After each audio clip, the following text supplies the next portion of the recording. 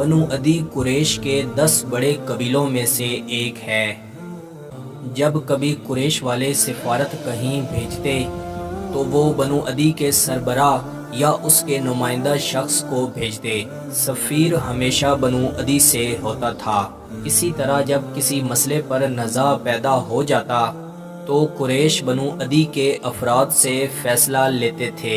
قبل از اسلام جب حضور صلی اللہ علیہ وسلم کے دادا حضرت عبد المطلب کا اور حرب بن امیہ کا تنازع ہوا تو سیدنا حضرت عمر رضی اللہ تعالی عنہ کے دادا اور بنو عدی کے سردار نفیل بن عبد العزیٰ کو حاکم بنایا گیا۔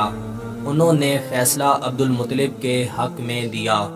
نفیل کے بیٹے خطاب تھے۔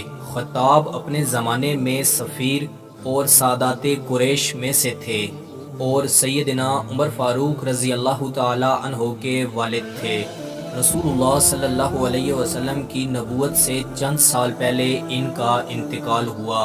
خطاب کے بیٹے سیدنا عمر فاروق رضی اللہ تعالی عنہ تھے جو کسی تعارف کے محتاج نہیں۔ دوسرے خلیفہ راشد عشرہ مبشرہ میں سے ایک تھے۔ عشرہ مبشرہ وہ صحابہ کرام جن کو دنیا میں ہی جنت کی بشارت دی گئی۔ مزید یہ کہ یہ رشتے میں حضور صلی اللہ علیہ وسلم کے سسر تھے۔ ام المومنین سیدہ حفصہ رضی اللہ تعالی عنہا ان کی بیٹی تھی۔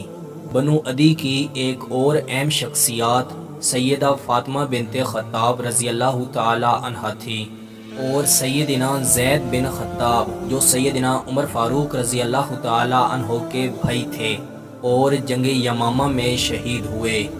اسی طرح سیدنا عمر فاروق رضی اللہ تعالی عنہ کے بیٹے سیدنا عبداللہ بن عمر رضی اللہ تعالی عنہ تھے جو ایک محدث اور فقیہ صحابی تھے۔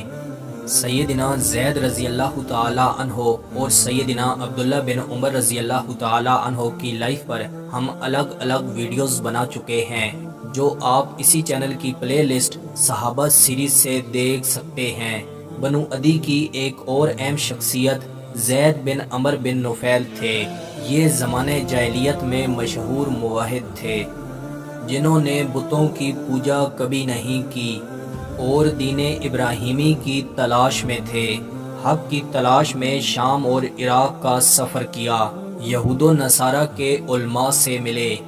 ایک عالم نے انہیں بتایا کہ جس حق کی تلاش میں آپ ہیں اس کا ظہور آپ کی ہی سرزمین میں ہوگا، اور اس کے بعد آپ مکہ واپس آ گئے۔